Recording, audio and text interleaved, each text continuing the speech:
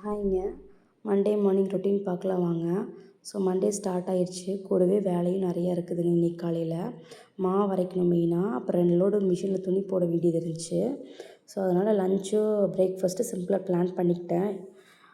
ஏன்னா side by side அந்த வேலையும் பண்ணிவிட்டு சமைச்சிட்டு இருந்தால் சொதப்பிடுவேன்னு சொல்லிவிட்டு சிம்பிளாக பிளான் பண்ணிட்டு ஈஸியாக பண்ணிடலான்ட்டு பண்ணிகிட்ருந்தேன்.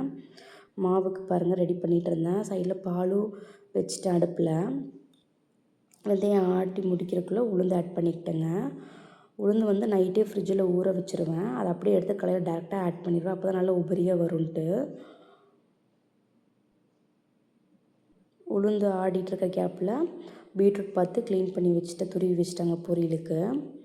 பீட்ரூட் பொரியல் பண்ணால் சரி தாளித்து சாப்பாடாட்டி பண்ணி கொடுக்கலாம் அப்படின்ட்டு 2 பிளானாக தான் பண்ணிகிட்ருந்தேன். கடைசியில் எனக்கு பொரியலும் ரசம் வேணும் அப்படின்னாங்க. அதனால் ஈஸியாக முடிஞ்சிருச்சுங்க வேலை. தாளிக்கிறதுக்கு பார்த்திங்கன்னா கடுகு, கடலைப்பருப்பு, வரமிளகா 2 கிள்ளி போட்டுக்கிட்டேன்.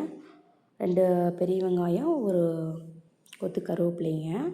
பீட்ரூட் ஆட் பண்ணி கொஞ்சம் உப்பு ஆட் பண்ணி மூடி வச்சு வேக வச்சு எடுத்துக்கிட்டேன். சில டைம் பீட்ரூட்டில் தண்ணி அவ்வளோக்கா வராது, அதனால் தண்ணி தெளித்து வேக வைப்பேன்.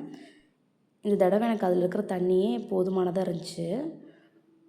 பார்த்திங்கன்னா இப்போ உளுந்து ஆடிடுச்சுங்க. அதை வலிச்சு வச்சுட்டு இப்போ அரிசி ஆட் பண்ணிக்கிட்டேன். இந்த தடவை பார்த்திங்கன்னா கருப்பு கவுனி கூட 1 டம்ளர் ஆட் பண்ணியிருந்தேன். மாவு நல்லா புளிச்சு வந்துருந்துச்சுங்க.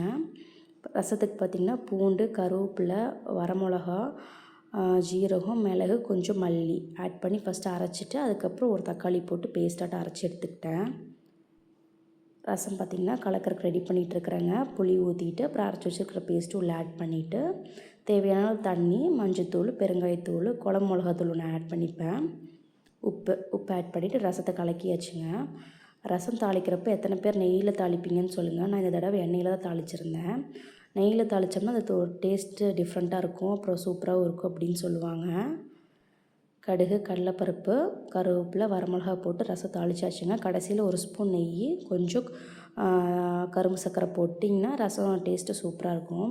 ஸோ ரசம் கொதிச்சு வர கேப்பில் உப்புமாக்கு ரெடி பண்ணிடலான்ட்டு கட் பண்ணிகிட்ருக்குறேன். கேரட் போட்டால் தம்பிக்கு உப்புமா கொடுக்கலாம். கோதுமை ரவை தாங்க. ஸோ கொடுக்கலாம் அப்படின்ட்டு ரெடி பண்ணிகிட்டு இருந்தேன். பச்சை மிளகா வந்துட்டு விதைய எடுத்துகிட்டு தம்பிக்கு கொடுக்குறதுனால. பார்த்திங்கன்னா ரசம் ரெடி ஆயிடுச்சு. இப்போ உப்புமா தாளிக்கிறதுக்கு பார்த்திங்கன்னா கடுகு, கடலைப்பருப்பு, பச்சை மிளகா, இஞ்சி போட்டு நல்லா வணக்கிட்டு கேரட்டு, கொத்தமல்லி தழை, கருவேப்பிலை எல்லாம் எண்ணெயிலே போட்டு வணக்கிடுவேங்க. கேரட் எண்ணெயில் வேகிறதுனால சீக்கிரம் வெந்து வந்துடும். தண்ணியில் வேகணும்னு அவசியம் இல்லை. அப்புறம் வெங்காயம் போட்டு வணக்கிட்டு நான் எடுத்து வச்சுருக்கிற ரவைக்கலவை தண்ணி ஊற்றிக்கிட்டேன். உப்புமாவும் ரெடி ஆயிடுச்சுங்க. கொதிச்சு வந்தால் சரி ஒரு 10 நிமிஷம் மாவு அப்புறம் உப்பு போட்டு கலக்கி வச்சுட்டேன் புளிக்கிறதுக்காக. சிம்பிளான லன்ச் அண்ட் பிரேக்ஃபாஸ்ட் ரெடிங்க. நாளையிலேருந்து குழம்பு வைக்கலாம், அவ்வளோதாங்க. தேங்க்யூ. பிடிச்சிருந்தா லைக் அண்ட் சப்ஸ்கிரைப் பண்ணுங்கள்.